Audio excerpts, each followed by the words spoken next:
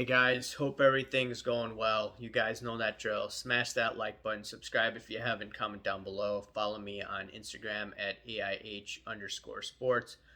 Follow me on my finance channel at AIH Finance. So a couple of things. Number one, um, I did a video last night about this one eBay store and how it may have been compromised and how there seems some hanky panky was going on. After that video, I think people complained to eBay and their bad listings were taken off. So it looked like the account was compromised, and now some of their original listings are being put back up. So that's a good thing. The scammers, it looks like, have been kicked off, and then now the company can actually post legitimate items. Good news. I think one way to prevent that, not to avoid, but to prevent it, is make sure to have two-party authentication when you sell on eBay. You don't want a headache if you have a lot of people that buy from you, right? I mean, it just takes one bad thing just to ruin your reputation and your name. So just as a thought. Now, a few other things I want to get into. Number one, I'm looking at Fanatics and how they're doing exclusive breaking deals now, right? They've partnered up, and in addition, they could be. It looks like one of their distributors, largest distributors, is being canceled. Now, if you just look at just these new or all of this news, right? It's gonna tick off the people that have been in the industry for a while, because now it comes down to, okay, who does Fanatics choose? I think they're gonna go with the younger guys and those that have a huge marketing influence, right? I think they're gonna be doing deals with the backyard bros, right? And I think the Backyard Bros bought a bunch of Zero Cool products back when it was released. So you have that going on. What will happen now? Where will Fanatics go next? Obviously, Ruben talks about how he wants to spend more on marketing. So I could see, okay, if you go to a Bulls game, right? Then they could do a night where they sponsor giving out a bunch of people sports cards, and out of like the first 10,000 fans, and in that pack only a couple packs has autographs of their stars, Levine or DeRozan. And maybe if you could go old school, you could get one of the older players as well. And if you have that, them spending more money on marketing, they think that they could get more revenue. They could, to the normal guy, the average guy or gal that forgot about sports cars, and they're like, oh, this is nice.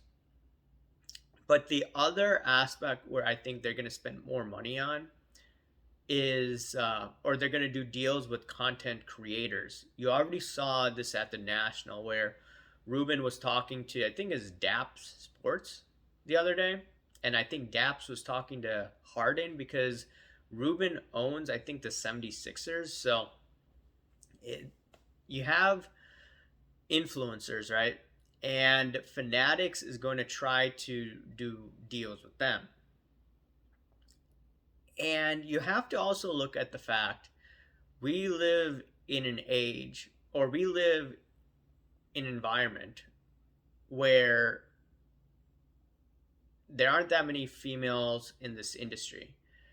And the ones that are content creators, they are promoted by the industry, or either they get a lot of clicks. It doesn't matter what they say or how they look like. It's just the nature of the beast.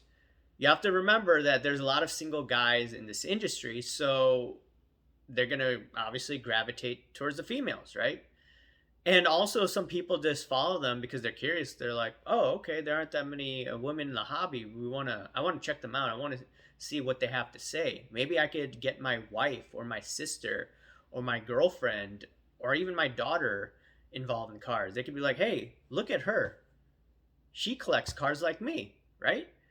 So you could just see it that way. But here's a topic that I think a lot of people don't want to dive into, but it's it's what is I believe to be the truth.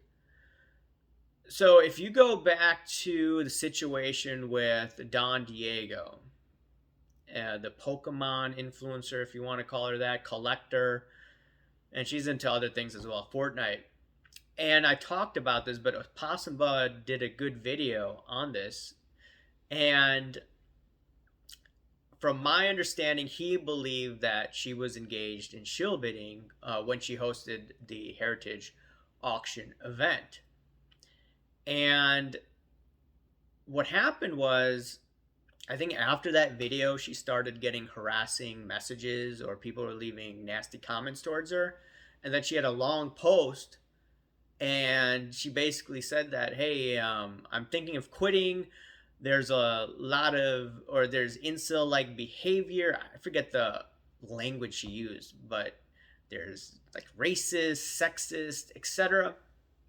And people didn't know what she was talking about. I didn't know either.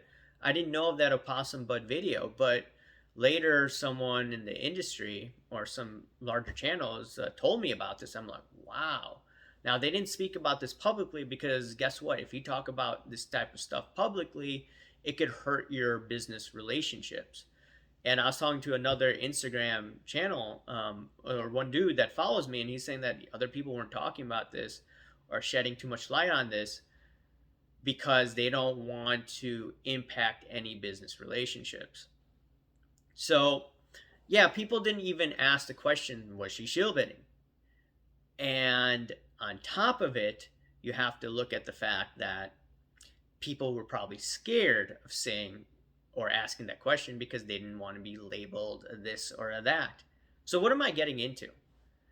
I know some people may disagree regarding this, but the reality is, Fanatics, if they decide to do deals with content creators, one easy way for them to do to get most clicks, because we've already seen it this way, is if they hire a female, right?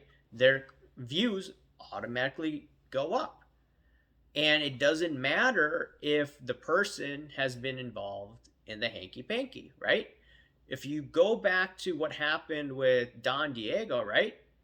It's like nothing happened, right? People didn't talk about it. At first, people got behind her and they're saying, hey, you got to support her. Like, women have been harassed in the hobby. Yeah, and obviously that's bad. Women should not be harassed in the hobby. And people in general, you shouldn't be sending threatening messaging threatening messages, etc. Don't send that to anyone. She may have gotten that, right? And obviously, don't do that. Now, that being said, if the events happen the way they did and no one's speaking up, right? That means the industry doesn't want to say anything. The industry is scared of saying anything because of hurting and harming business relationships. So I wouldn't be surprised if Fanatics, once again, does deals with people that are content creators, influencers, whatever. And you know what? If they get a woman, their views go up. And, people are scared of going after them. That's just a reality. And I know some people will say, don't say that, but that's just the truth, right? And it's unfortunate that people can't objectively analyze or speak up, but they're scared for obvious reasons. And they don't want to impact their bottom line. So for me, no one, even if my views, even if I have like 7,000, 8,000 subscribers in the next 5 years, whatever, right? And I have 700 to 1,000 people watching, no business is going to, in their right mind, do any sponsorship deals with me. And for me, I probably wouldn't take it as well because I wouldn't be able to speak my mind. Now, I do focus usually on sports cars, but I go in depth on other collectibles as well. Once again, it's just my own opinion, and also it's a good way of actually meeting like-minded people. I message some people on Instagram now, right? Whenever I go to these shows, I'll be able to, talk to them or whatever. If I'm in a different city and they're there, we could hang out, right? So it's a good way for me to, you know, once again, meet like-minded people. It's hard to do that once you have graduated college. And yeah, and once everyone starts having kids. But anyways, guys, let me know what you think about this. Remember to smash that like button, subscribe if you haven't, comment down below, guys. Thank you. Bye.